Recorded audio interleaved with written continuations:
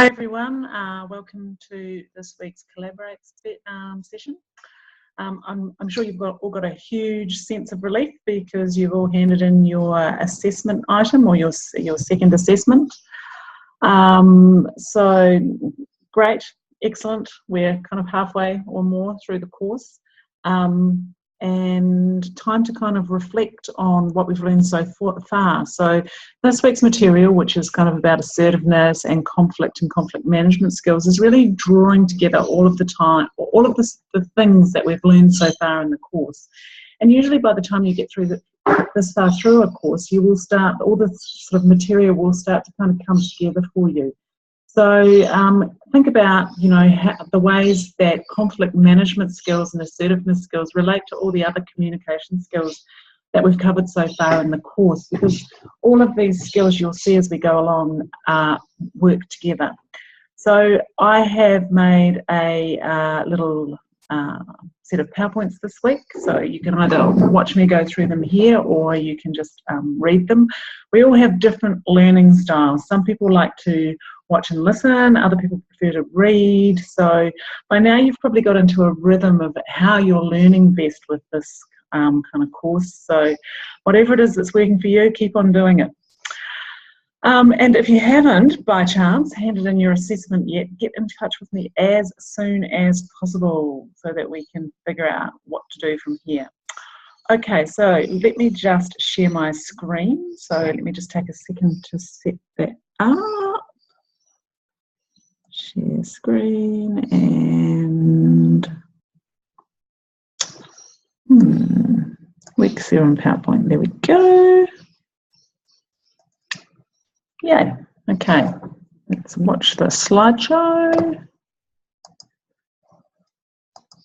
from the beginning. Okay, here we go. Assertiveness and conflict management skills. Okay, so in case anyone has difficulty accessing the links on Blackboard, I have put the links here for you so that you can download the PowerPoint and cut and paste it. So first of all, there's an Introduction to Conflict by Rick Olshak. You can also cut and paste the title of that in to get the YouTube video there. And then there is a video by Edward de Bono on the 6 hats. You can also find other videos on the 6 hats by Edward de Bono.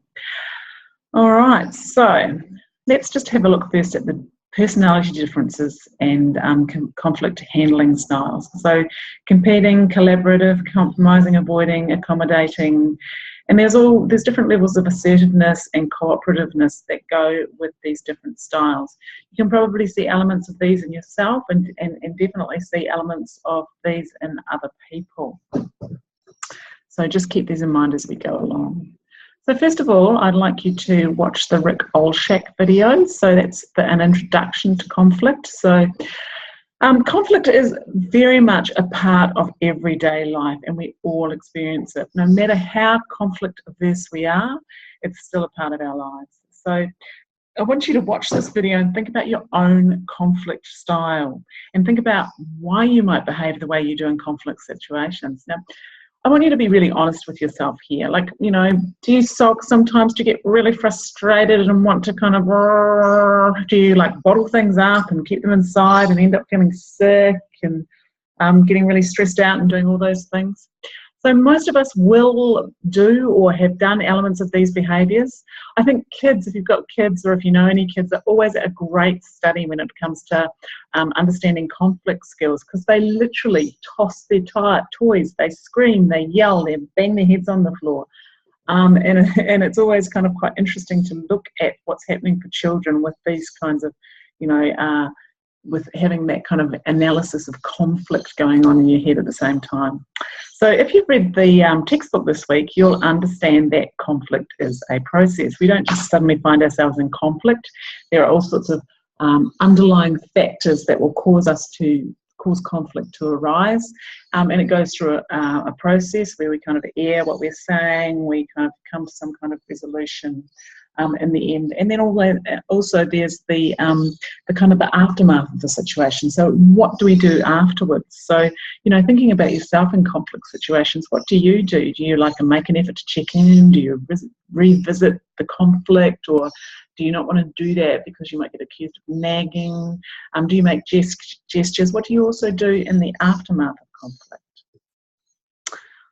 Okay, the next video is Edward de Bono and the 6 thinking hats. Edward de Bono is a fantastic person to kind of look at on the internet, lots of stuff about conflict and interpersonal communication and philosophy and just, things about being human.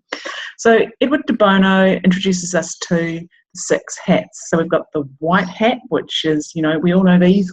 And Edward de Bono is very, very adamant to say that these are not types of people. These are just ways of thinking about things. But we all know people who kind of epitomise some of these hats more than others, which I think is why that kind of misconception about what he means by these different hats has come about. So what these hats are about is about different ways of thinking. So when we've got the white hat on, we're looking for information. We want to know the facts and just the facts. So it's like a very analytical way of thinking about things.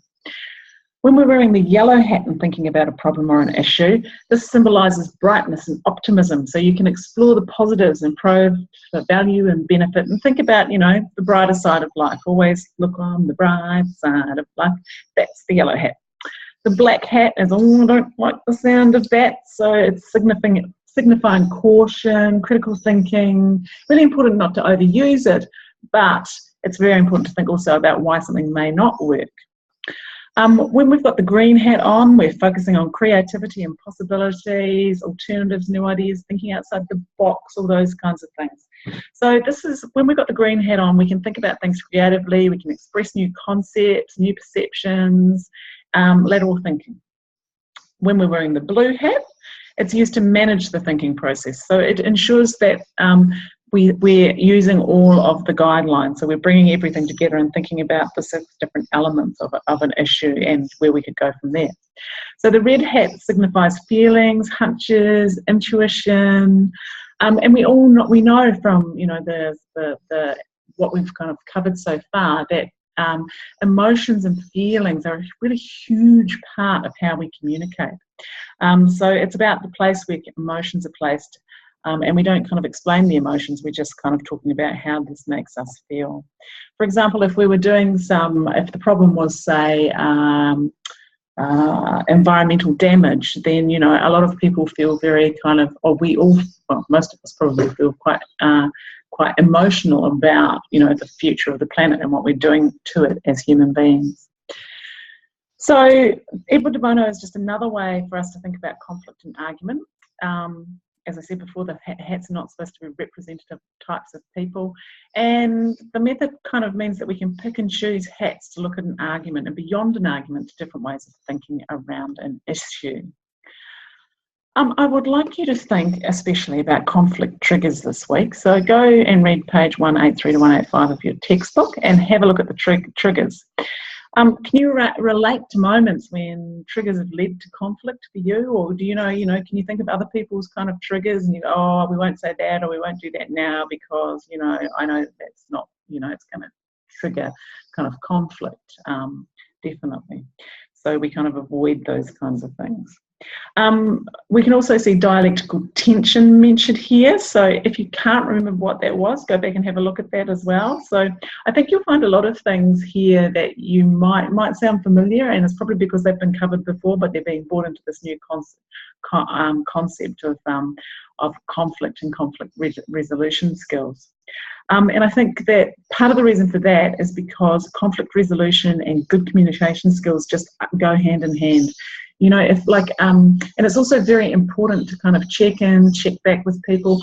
When I was thinking about this, I was thinking about, when a police officer, for example, stops you and you don't really know the reason, but they come up to the window, and if we're not sure of the reason, we might be feeling, anxiety because, oh my God, a policeman's coming over. And, it's very, very important to use your kind of, in this kind of situation, this would be a situation where it would be really important to be conscious of communication skills, instead of just like scrabbling in your bag if you're asked for your driver's license, for example, it would say, it would be important to say, yes, officer, I do have my driver's license, I'll get it for you, then get it, and then, you know, give it. And also the whole thing with the slang, open body language and confidence, rather than looking like, oh my God, I've done something wrong.